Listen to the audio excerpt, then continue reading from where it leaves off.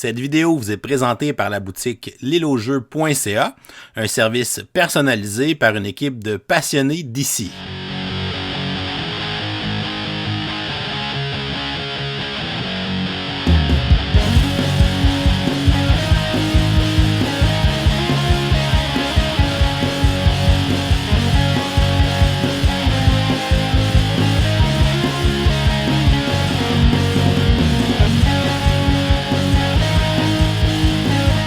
Salut les gamers, bienvenue à Professeur Board Game, je m'appelle David et aujourd'hui on a de la grande visite avec mon ami Pierre-Marc. Salut mon grand, ça va? Salut David, ben oui, ça va super bien. De la grande visite, effectivement, en termes de grandeur, mais pas Ouais, en termes toi t'es plus dans le de gauge de Tom. renommée. T'es dans le gauge Ouais, de Tom Vassal en grandeur.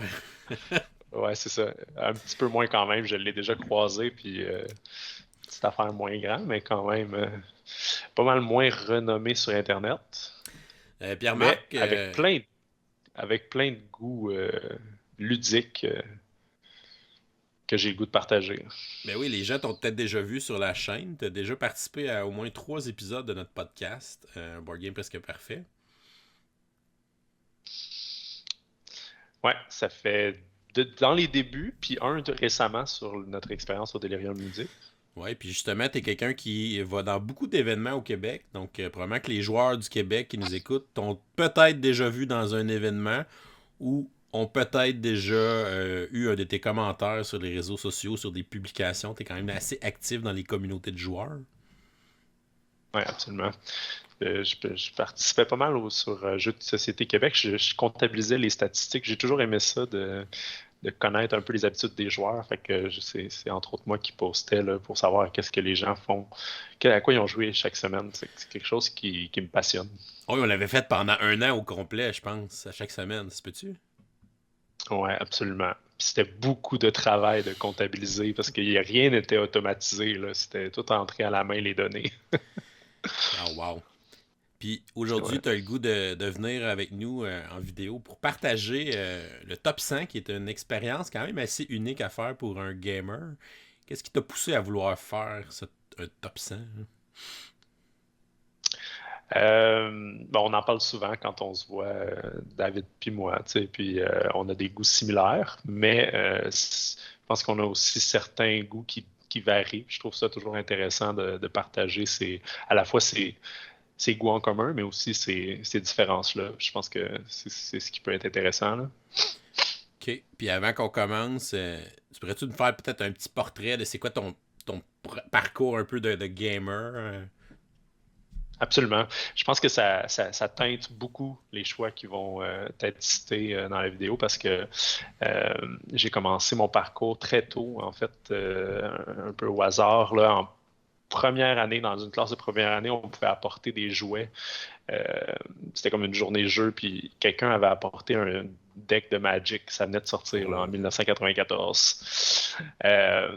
Bon, c'était sorti entre 93 et 94. Là. La date officielle, c'est 93. Ouais. Puis, je me souviens d'avoir joué un premier deck là, avec des gobelins rouges 2-1. Puis, ça m'a suivi, en fait, longtemps. J'ai joué pendant des années. J'ai arrêté. Ça a été cyclique beaucoup.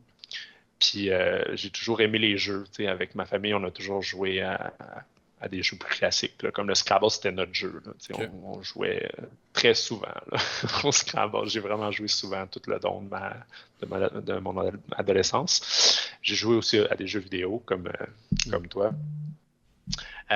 Puis les jeux plus modernes, j'ai commencé en fait là, plus en fin du secondaire. On jouait à un des premiers jeux coop qui était le Lord of the Rings de Reiner Ouais, Knizia. celui avec celui qui Ouais. sortit en 2000. Ouais, qui était excessivement difficile. Ouais, j'ai joué 2 3 fois. Euh, Surtout avec l'extension où il y avait quelqu'un qui contrôlait Sauron, c'était Oh mon un contre Dieu. tous. Là. Ça, là, s'il se forçait, c'était impossible qu'on gagne. Là. Fait que, ouais.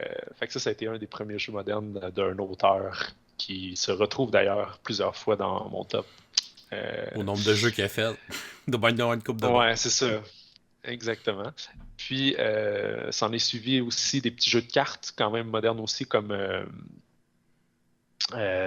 Lesquels nommer Guillotine. Je pense que ce serait un Ok. qui serait emblématique de ça. Tu sais, il y en a certains. Ça a été Citadel, moi ça a été Ah ouais. plus Guillotine, qui est un jeu que j'ai plus joué. Euh, Puis ensuite Catan. Puis là, après Catan, ça s'est mis à collectionner un peu plus, puis Ok. en Ça acheter. allait exploser à partir de là. Puis Ça allait exploser, ouais.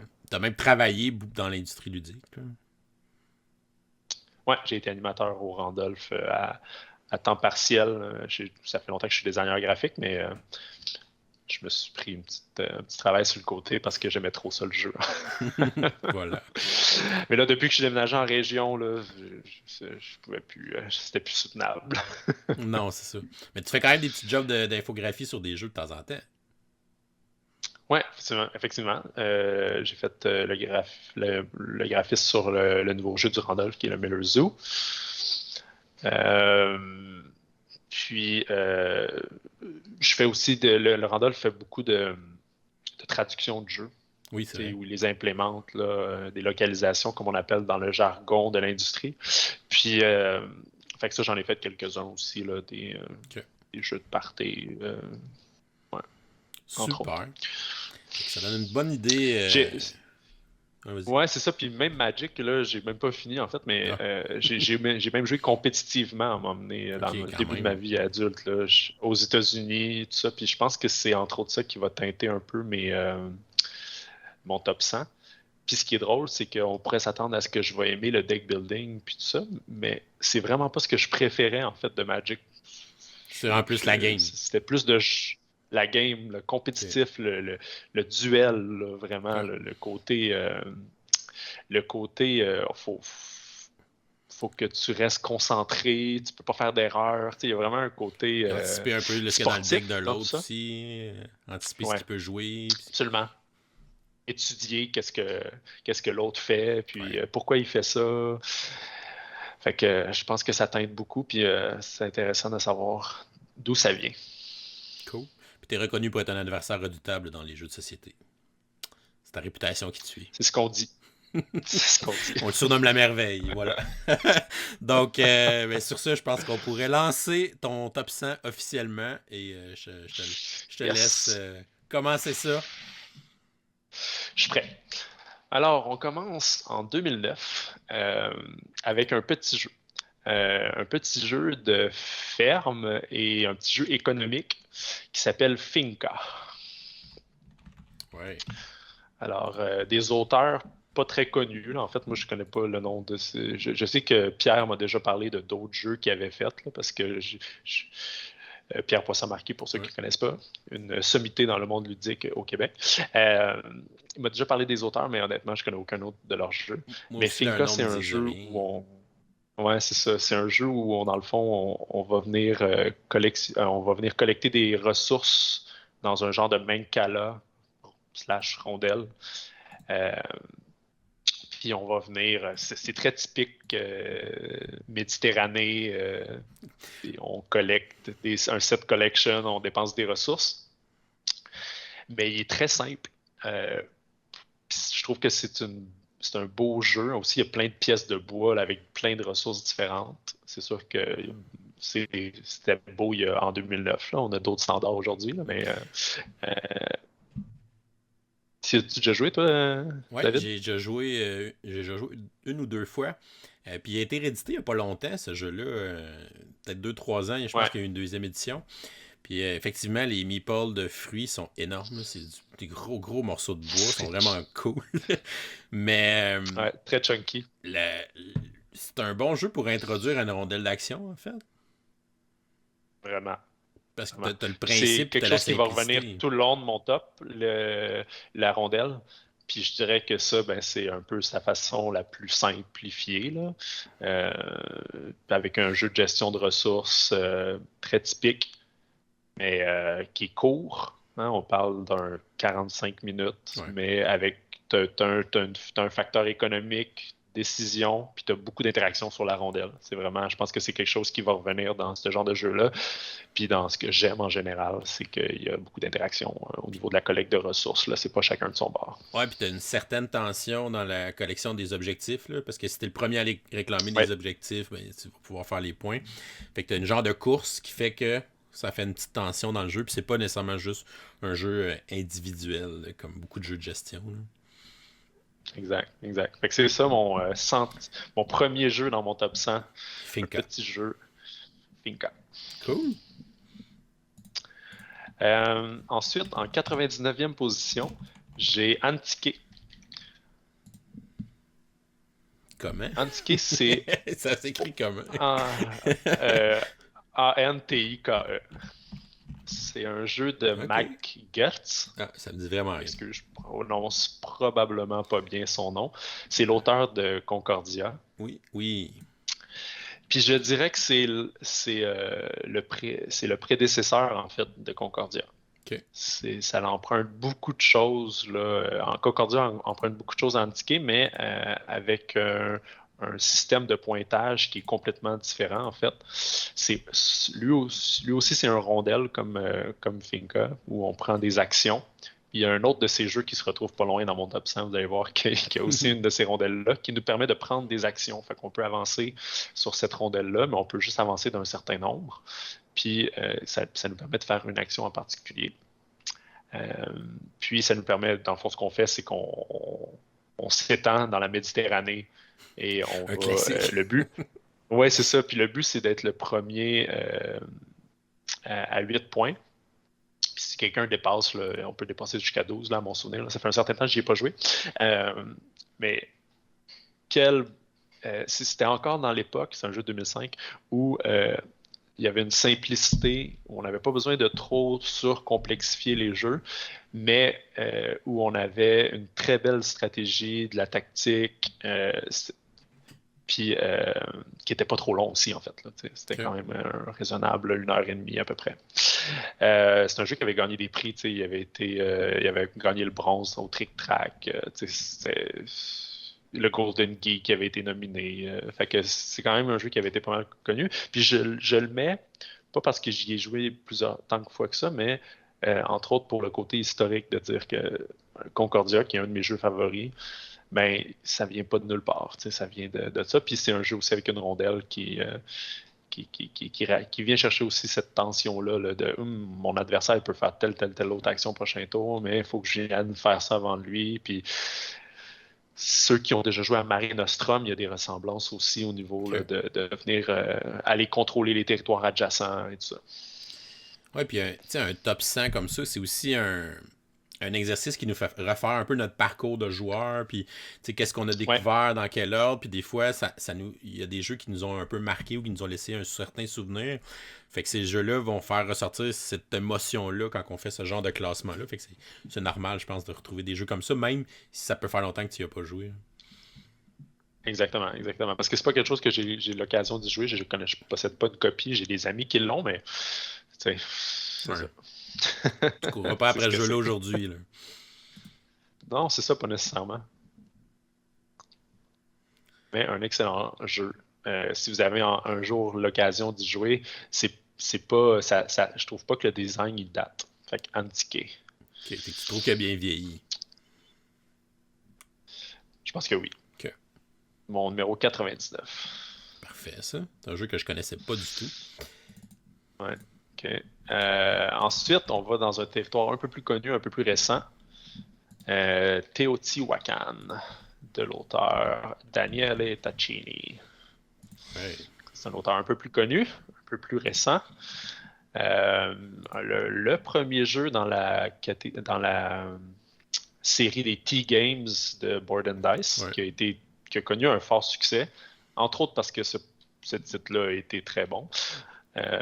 Moi, je pense qu'il a Qui même était mis la un. barre un peu haute pour les autres de la série. Ouais. Moi, le deuxième, qui était le jeu de science, que je crois que toi, tu avais quand même bien aimé, le Trismegistus. Ah, je l'ai même pas essayé, je l'ai même pas joué. Ah, ah non, ok, je pensais que tu y avais joué. Moi, j'avais trouvé ça un peu trop obtus pour ce que c'était. Ok. Là. Euh, alors que Teotihuacan, on est dans un jeu de collection de ressources, construction de cette magnifique pyramide. J'avais vraiment été agréablement charmé en fait par le look de ce jeu-là aussi. C'est pas tout le monde qui l'aimait parce qu'il était très blanc. Ouais. Il a l'air chargé, mais il l'est pas tant au final. Tout est quand même bien. Tu sais, Non. l'iconographie est bien travaillée, est quand même bien espacée. Oui, il y a du stock sur le board, mais il est fonctionnel vraiment, là. Ouais. Puis il y a une belle variabilité. Je pense que ces jeux-là, hein, c'est un peu le clé de leur succès, là, c'est qu'il y a une variabilité dans le setup. Et ça fonctionne beaucoup avec des dés. Celui-là, c'est un des jeux où tu as des dés, mais tu les brasses jamais. Fait que c'est ton troisième jeu de rondelle en 3 jeux, c'est ça? Oh, ouais. Ça va pas juste être des jeux de rondelles. Ok, ok. Ça serait tout un défi d'en faire 100. Pas sûr qu'il y en a 100, là, quand même. Il y en a, mais il y en a Non. pas tant. Fait que déjà, je pense qu'on peut voir qu'on s'enligne vers des jeux quand même assez euro. Ouais. C'était 3 en 3 pour l'instant. Mais il n'y aura pas que ça. Puis lui, tu y joues encore aujourd'hui? C'est quoi que tu y trouves encore de bien à Théo Tihuacan?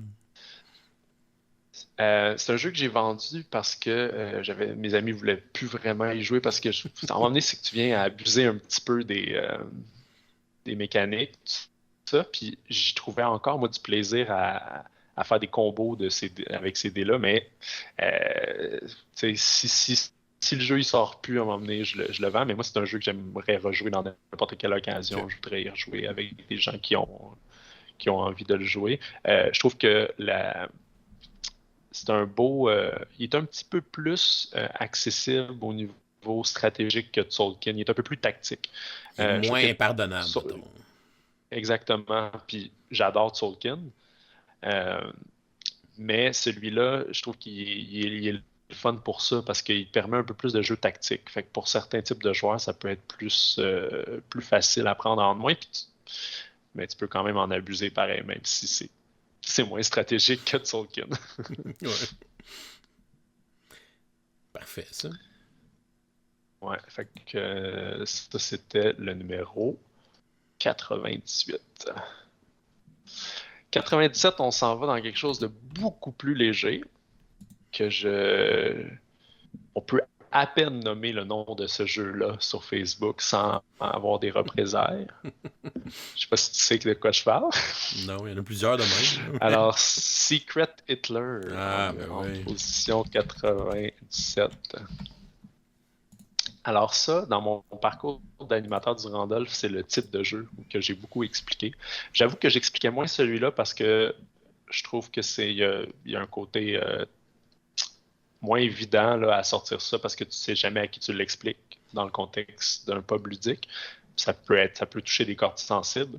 Euh, Même si je trouve que le jeu, ils ont très bien rendu la thématique de manière un peu plus drôle. Tu sais, Hitler, c'est un crocodile avec un chapeau. Ouais, Là. c'est ça. Ils ont essayé de C'est pas... dédramatiser un peu ce thème-là qui peut être choquant pour certaines personnes. Exact. Donc moi, je montrais un peu plus résistance ou voyons, le nom m'échappe. Cool, peut-être. Ouais, ben dans ces jeux-là, Ouais. effectivement. Là. J'ai dit euh, Avalon. Ah, ben oui. Ouais. Donc, que Secret Hitler, mais moi, en tant que tel, j'ai une petite préférence pour Secret Hitler. Puis on y a joué la dernière fois qu'on a fait notre chalet, puis j'ai renouvelé l'expérience, puis j'étais comme, ah oui. Oui, Ça oui. crée tellement... Mais moi, je suis quelqu'un qui aime le bluff, OK. qui aime les enchères aussi. Puis je trouve que dans un jeu social comme celui-là, on peut vraiment sortir différentes personnalités des gens. Puis les gens, des fois, sortent de leur personnalité aussi. Tu sais, tu vois un autre côté Ouais, ils sortent de leur zone de confort, là. exactement, ouais, c'est ça. Je trouve ça c'est tellement intéressant en fait là. C'est un jeu que Toi, j'ai c'est un joué. jeu que tu C'est un es jeu que j'ai joué assez énormément. ouais, ouais. On jouait beaucoup dans le temps là, quand on a commencé. Puis on jouait, tu sais, on était des gangs de 8-10, on jouait à ça. Puis on a encore aujourd'hui des parties mémorables de ce jeu-là. Je l'ai moins sorti dans les dernières années, pas mal moins en fait. Là, fait que mais j'ai été content qu'on y joue l'année passée, ça m'a fait du bien parce que c'est un jeu moi aussi que j'apprécie. Puis pour les gens qui aiment les jeux d'identité cachée, tu sais, ceux qui ont joué des années à Loup-Garou, des trucs comme ça, sais, celui-là, il simplifie, là, tu sais, il n'y a pas tant de pouvoir et de petites gogosses individuelles. Ça fait que la mise en place est plus rapide. Tu n'as pas à expliquer 10 000 rôles à tout le monde, à chaque partie que tu vas jouer, tu sais.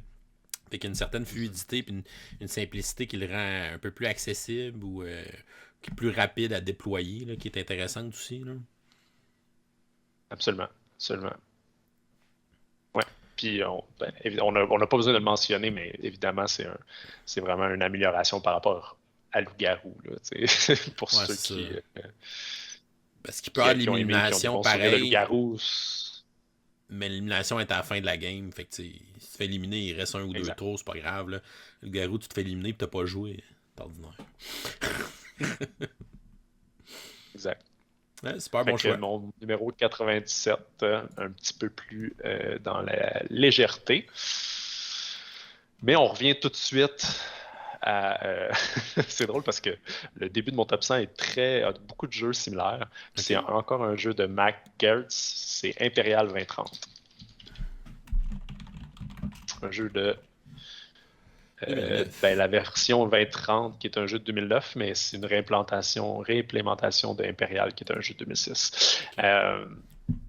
Fait que celui-là aussi, il emprunte exactement la même rondelle qu'Antiqué.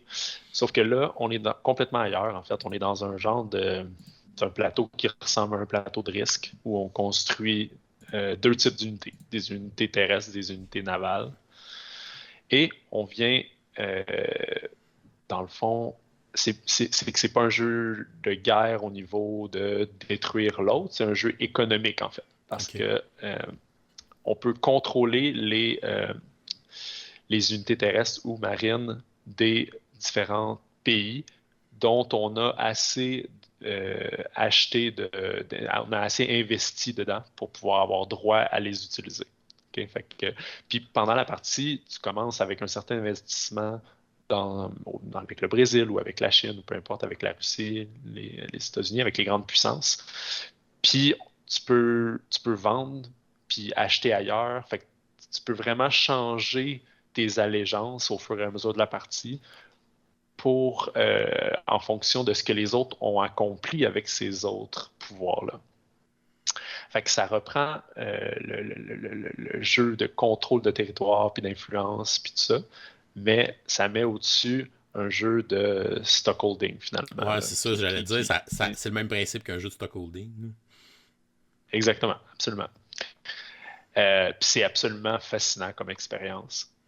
Ça laisse place à de la négociation, à beaucoup, beaucoup de discussions autour de la table sur mais qu'est-ce que tu fais là, avec l'Inde? Tu es en train de la rendre banqueroute, là, ou tu sais, comme il y a tout ça là, qui vient en jeu, puis c'est assez unique comme jeu en termes de justement d'interaction entre les joueurs. Je trouve ça génial. Puis c'est le genre de jeu, j'imagine, qui doit être quand même bon à pas mal de joueurs là, pour être efficace, là.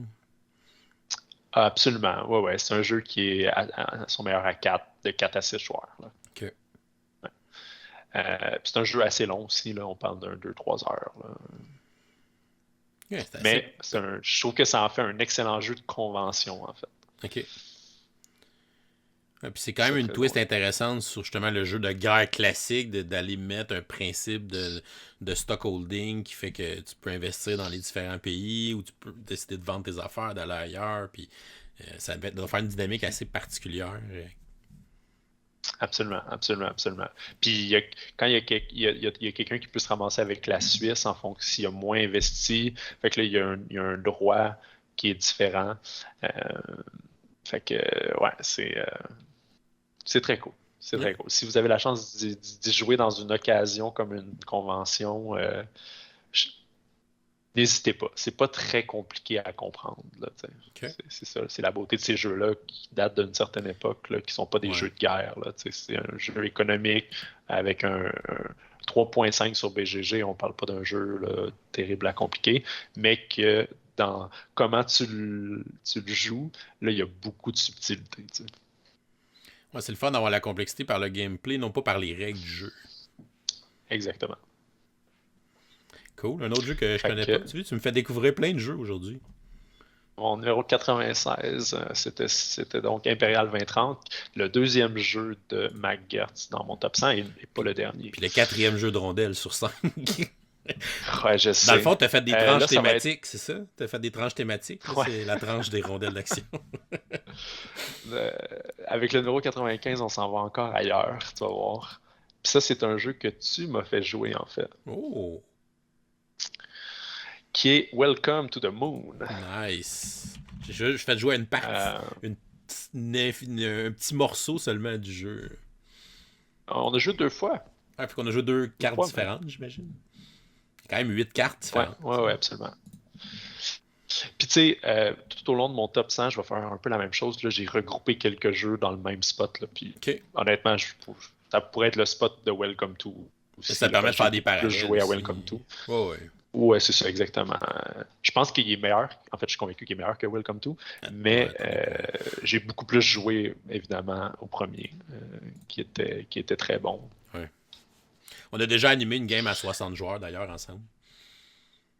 Absolument, pour les Meeple Olympiades. Qui était toute une expérience. C'était Oui, vraiment le quand fun. même, c'est le fun à vivre. Fait que pour ceux qui ne connaissent pas, ben, c'est un flip and write qui a pris d'assaut le marché en 2018, là, Welcome to, là, je parle de jeu de base. Là. Ouais.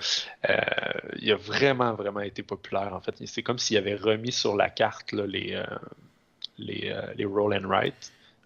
Ouais, je pense qu'il a contribué à cet essor ou cette poussée des roll and ride qui, depuis justement 3-4 ans, ça pleut de partout. Là. Exact. Ça, puis Préfuté. un autre qu'on va retrouver plus loin dans mon top 100. Ouais, j'imagine.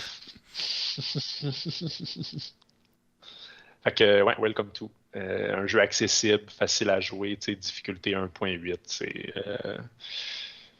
Ouais, puis J'aime beaucoup ce genre de jeu-là. Puis récemment, il y en a eu un autre qu'on a beaucoup aimé, toi puis moi, qui n'est pas dans mon top 100, mais qui honnêtement pourrait être à la place de Welcome to, parce que là, en ce moment, c'est celui que j'aime le plus. C'est Next Station London. Ouais. Mais Welcome to the Moon, c'est tellement une super job d'édition qu'ils ont fait avec ce jeu-là de te mettre 8 jeux dans une seule boîte avec la qualité des bords effaçables, des crayons, tout ça. Pour le prix que tu payes cette boîte-là, c'est débile. Tout le gameplay puis le temps de jeu que tu vas avoir avec ça, si tu plonges à fond là-dedans et que tu tripes avec ça, là, c'est vraiment un bel investissement. 100%.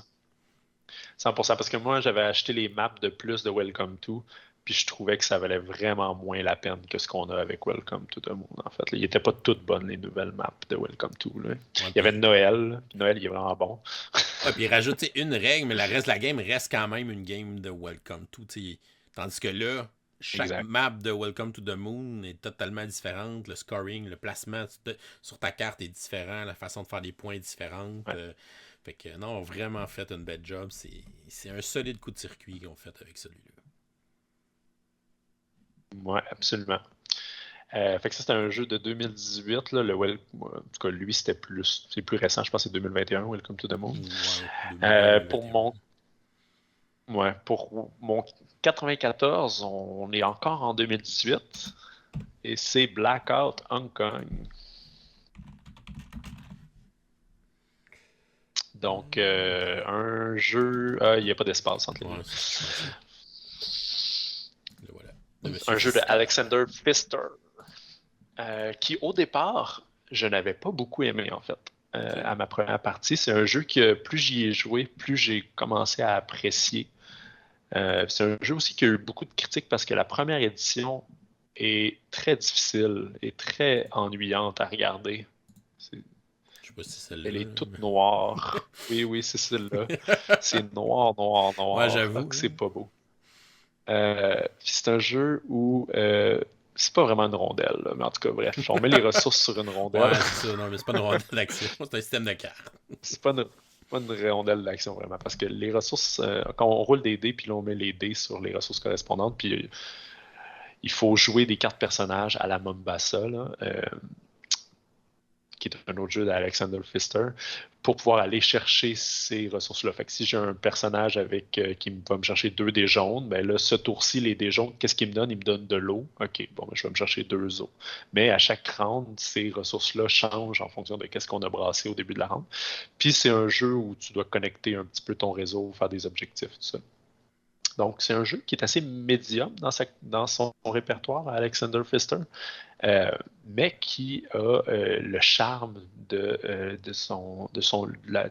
la gestion de main et de cartes à la Mombasa que j'avais adoré, qui va se retrouver probablement plus loin dans mon Ouais, top parce que 100. dans le fond, on joue des cartes personnages sur des colonnes de cartes, puis là, Ouais, t'actives ta colonne de cartes. Fait que là, plus t'as de cartes dans la même colonne, plus tu fais d'actions, mais à un moment donné, il faut que tu reprennes des personnages, fait qu'il faut que tu flushes une de tes colonnes de cartes, puis que là, ça roule comme ça. Fait que c'est des choix assez intéressants, ce système-là. en plus, dans Blackout Hong Kong, tu peux, il va y avoir de tes objectifs qui vont avoir des personnages de certaines couleurs dans une même colonne. Fait que ça te force à garder tes personnages dans une colonne, même si tu aimerais ça les revoir dans ta main, pour remplir certains objectifs. Fait qu'il y a Ouais, c'est vraiment vrai. des belles tensions décisionnelles dans ce jeu-là. Pour un jeu qui n'est pas si compliqué, qui est un 3.5 encore, là, en termes de difficulté. Là. Oui, il me disait pas grand-chose, ce jeu-là, puis moi, j'ai jamais été un grand fan de Alexander Pfister. Fait que, tu sais, je m'intéresse pas tant que ça à ces jeux d'habitude. Puis j'ai eu l'occasion d'y jouer l'année passée au chalet qu'on était allé justement. Puis j'avais été agréablement surpris. J'avais bien aimé ma partie. Puis ça a été une belle découverte finalement. Pas se fier à nos préjugés ou à l'apparence du jeu. D'ailleurs, si tu vas plus loin, je pense que tu as peut-être une photo de la 2e édition qui ont, qui ont Peut-être vous donner amélioré plus le le goût de plateau. Là. jouer. Là. Ouais, c'est ça. Ah oui, c'est ça, regarde, il est Ah blanc oui, c'est là. ça. Là. Ouais, ok. Ouais. On voit un peu mieux, C'est mettons. déjà un peu mieux, là, tu sais. Parce que c'était une map de Hong Kong, mais on reconnaissait zéro Hong Kong C'est blackout, il dans n'y a plus l'autre d'électricité, version. il fait noir. Ouais, c'est ça. C'était comme le début là, on fait des euros avec des thématiques autres que médiévales, mais bon, c'était pas encore tout à fait. Ça Ouais. marchait pas encore tout à fait, là, on dirait. Non, puis le petit combat, c'est majorité des quartiers est intéressant aussi. Tu Ouais, d'entourer vraiment. comme un quartier pour marquer des points. Fait que là, tu peux essayer de le choper un autre joueur, puis d'aller le faire avant lui. Fou. Comme ça que j'ai perdu ma partie au chalet. Ouais, mais à une Mm. première partie, c'est pas toujours évident de le voir venir, ce genre de choses-là. Là. Ouais, ou d'avoir des fois les cartes, ça sort pas. T'as la bonne couleur pour aller installer la maison qui te reste à la bonne place, ou je sais pas trop. Là. Ou ton cube à la bonne place. Ouais. Ouais. L'achat de cartes, d'ailleurs, dans ce jeu-là, selon l'ordre de tour, ça peut être assez. Ça peut être. C'est ça. Ça peut pas cutthroat, mais ça peut être. Ouais, parce que pour les objectifs, ça te prend certaines cartes spécifiques de telle couleur ou de telle action. Cool. Donc, Blackout Hong Kong de Alexander Pfister en 94e position. 93e, c'est toi qui me l'as fait découvrir. Je pense que oui, Ouh. il s'agit de Yokohama. Oh oui. Yo, cool. Ça aussi, c'est un Un jeu qui est jeu de lettre. 2016 d'un designer que je connais pas, qui est un designer, je crois, japonais. Ouais. Isashi Hayashi. Qui a fait Ouais. le jeu Trains, Euh, que les gens connaissent peut-être. Là. ok, non, je connais pas moi. C'est un autre jeu économique. C'est comme un genre de Istanbul pour gamer. Ouais. J'ai jamais joué à Istanbul, le pire. Ok. C'est un jeu que j'aime bien, Istanbul. C'est assez simple et léger. Tandis que là, lui, c'est intimidant le board, Ouais, mais ça c'est ressemble à vraiment pas ça. si C'est pire ça le une pire. fois qu'on y C'est ça. joue. Là. Ouais, c'est pas Ah, super d'un beau. Là. prototype un peu. Là. Ouais. Mais c'est un jeu où, dans le fond, tu as un système t'as des ouvriers, puis tu les laisses sur les différents plateaux qu'on voit là, dans l'écran. Puis c'est où tu vas arrêter que tu vas faire l'action. Pour vrai, c'est pas un prototype. Mon Dieu que ça a l'air d'un prototype, ça. Ben, peut-être, mais non, je pense pas. Ou pas- Non, les ressources, c'est des petits carrés de carton, puis les boards sont comme ça. Là. Bref, c'est pas un looker, comme on dit, Non, celui-là. non. Mais la Mais, dynamique est le fun. ah oui, vraiment, parce que ça reprend quasiment le système d'un Mancala, genre.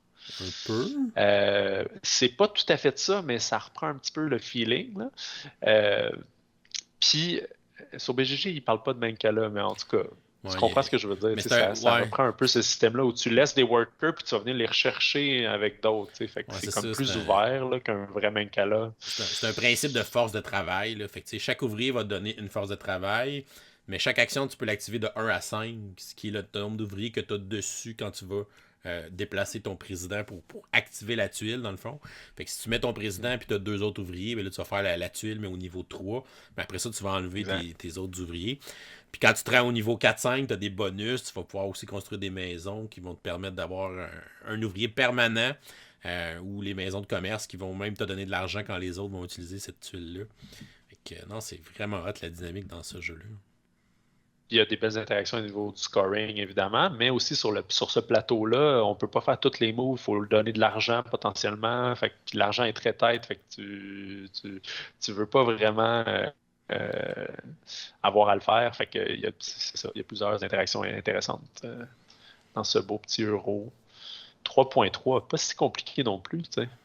Non, mais il y a du stock, là, mais puis des fois, tu sais pas trop comment commencer cette machine-là. Là. Oui, absolument. Parce qu'au début, Non, t'as non, pas y beaucoup jouer, c'est autre d'ouvriers. chose, ouais. T'as pas beaucoup d'ouvriers, fait que tu planifies essayer d'aller en débloquer quelques-uns à un moment donné, puis là, OK, où je vais aller construire mes premières maisons. Où je vais aller m'installer. Il y a des objectifs aussi à scorer. Fait que si j'ai score le premier, je fais plus de points. Je peux aller chercher des contrats pour remplir avec des ressources. Il y a des boards pour les douanes où tu peux aller livrer des caisses de marchandises pour scorer des points. Tu as le board de l'église que tu peux aller donner des ressources différentes pour faire d'autres points. Il y a pas mal de stock à penser. Puis c'est le genre de jeu que tu es tout le temps en train de penser à tes 2-3 prochains tours. C'est comme, Ouais. OK, parce que tu sais, souvent, un tour de jeu, c'est que tu mets 3 ouvriers à 3 places différentes ou 2 ouvriers à la même place. Fait que là, t'es comme, OK, j'en mets 3. Un là, un là, un là. OK, puis là, je vais aller activer celle-là. Puis là, j'en mets un là, un là, un là pour l'activer lui. Puis là, après, dans l'autre tour, je suis rendu à 5 à la même place, à cette place-là. Donc, je peux aller l'activer au meilleur pouvoir, gagner le jeton bonus. Fait que c'est vraiment un bon exercice de planification. Là.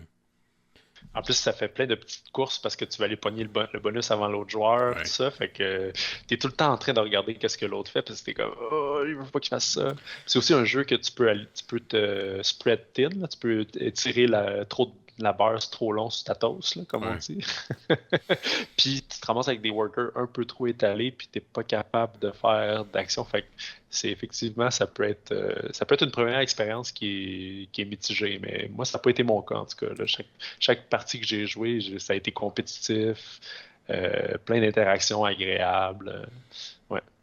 Ça fait longtemps que j'ai pas joué en physique, mais je dirais que mes 4-5 dernières parties ont été faites sur BGA de ce jeu-là, Ah ouais, qui est ça maintenant doit être efficace disponible. sur Fait que, BGA. il joue quand même bien en tour par tour, parce que justement, tu peux voir, puis là, calculer tes affaires, puis prendre le temps de planifier tes trucs. Là. Mhm. Absolument. Ouais. Donc en 93e position, Yokohama. Génial.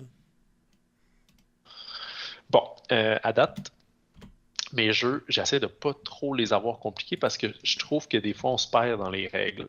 Puis quand on veut y rejouer, c'est un réapprentissage. Puis je trouve ça, quand tu commences à connaître 500 jeux, de devoir réapprendre le jeu à chaque fois que tu veux y jouer, je trouve ça un petit peu désagréable. Ouais. Celui-là fait exception. Puis honnêtement, c'est entre autres parce que j'ai eu quelqu'un qui me l'a montré qui savait bien jouer, un professeur, je dirais même, Ouh. en la matière.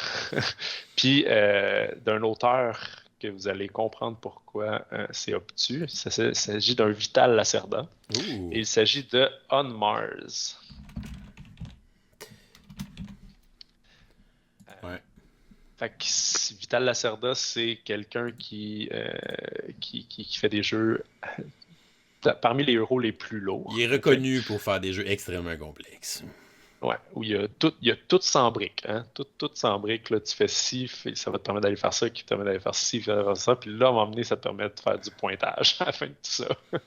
Mais ces jeux sont tout le temps extrêmement thématiques, ce qui aide quand même souvent à la compréhension du jeu. Oui, absolument. Puis celui-là est magnifique, puis il y a vraiment un cool système il y a deux plateaux. Tu peux être soit sur Mars, soit en orbite. Ouais, ça, c'était pas la version finale.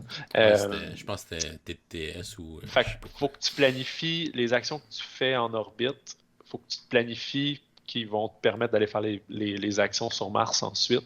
Fait qu'il y a une belle planification stratégique, mais c'est un jeu de placement d'ouvriers, donc il y a encore là de la tactique au tour par tour de faut que je m'ajuste à ce que les autres font. Puis sur le plateau, il y a vraiment quelque chose d'intéressant au niveau de la connexion de ton réseau aussi. Sur ton plateau personnel aussi, il y a d'autres choses à débarrer intéressantes. C'est un jeu qui est tactilement tellement agréable aussi à jouer, je trouve. Ouais, l'édition, c'est tout le temps des éditions de luxe aussi, ces jeux, fait que les composantes, c'est assez hot, là. Ouais. C'est le genre de jeu que je jouerai pas souvent, que je trouve juste un petit peu trop complexe pour mes goûts personnels à moi.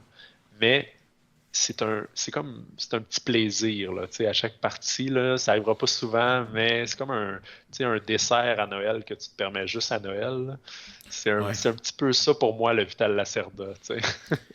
Ouais, puis t'avais raison de dire, tu sais, ça c'est le genre de jeu, tu y joues, mais si tu y rejoues pas là, tu sais, dans la même année, puis tu rejoues juste l'année d'après, il faut que tu te retapes les règles, là, parce qu'il y a tellement d'affaires, puis que tu vas oublier des petits détails, des trucs, là.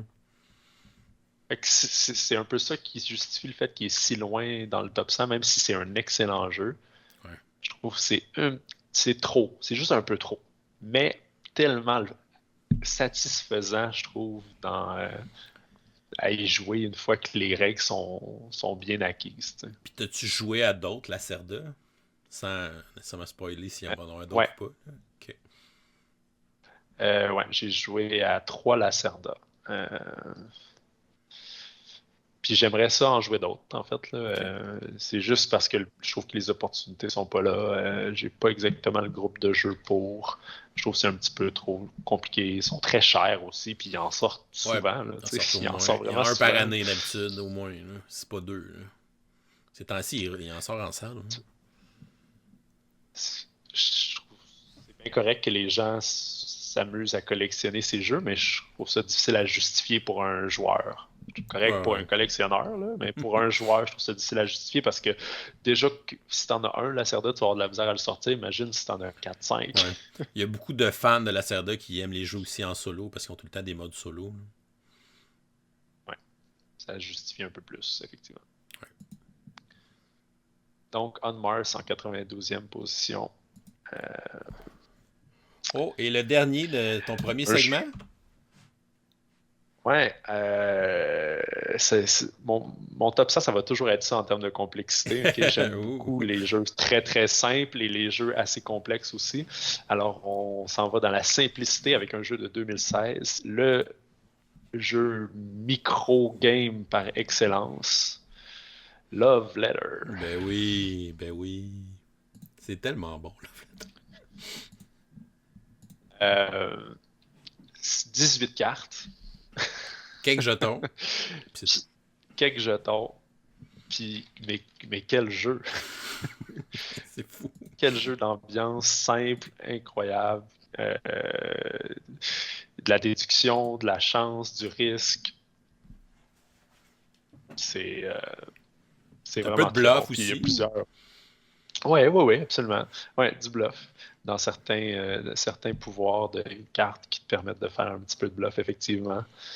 Euh, la comtesse, quand Ouais. tu la défausses, tu Ouais, sais, tout ouais. le monde est comme. C'est comme, il est T'as-tu obligé de la défausser t'as-tu le ou pas? prince, le roi? Ou la princesse? Euh, Fait qu'autour de la table, là, tout le monde se regarde dans les yeux. On est un peu, c'est comme un peu si on était dans un film de cowboy, là. Tu sais, c'est la tension entre les joueurs autour de la table, mais en même temps, c'est léger. Tu sais, on pourrait jouer à ça en mangeant des chips puis en jasant en même temps aussi. Tu On sais, pourrait fait que, jouer dans le char en allant à Gen Con, mettons. ah ouais, vous avez fait ça, c'est génial. J'en doute même pas. Fait que ça a été un jeu qui a été acclamé par la critique, là, justement, par la simplicité. Moi, j'ai la version premium qui peut jouer jusqu'à 6, Ouais, 8. avec t'as les nouvelles cartes de personnages. Fait que tu t'appelles par les chiffres et non par les noms. Là. Ouais, 8 joueurs. Ah oui, c'est ça, c'est le double. Fait que c'est le fun pour ça parce que je trouve que c'est le genre de jeu qui se prête. C'est sûr, ça allonge une petite affaire le jeu, mais tu Ouais. n'as pas besoin de faire 4 points. Tu fais 3 points ou 2. Là. Fait que ça allonge pas tant que ça la partie. Ouais, puis, tu sais, moi, souvent les jeux avec de l'élimination de joueurs, c'est rare que je tripe sur ces jeux-là. Mais dans lui, tu sais, les manches sont tellement courtes que, tu sais, une manche dure même pas 5 Ah ouais. minutes, là. Ouais, tu te fais éliminer, c'est pas grave, c'est drôle, t'as deviné ma carte, puis bravo, puis on continue, tu fais un point, on passe à l'autre manche. Fait que, tu sais, pour un jeu c'est un jeu, je trouve, qui gère bien l'élimination par son tempo, puis le fait que les manches sont tac, tac, tac, très rapides, là.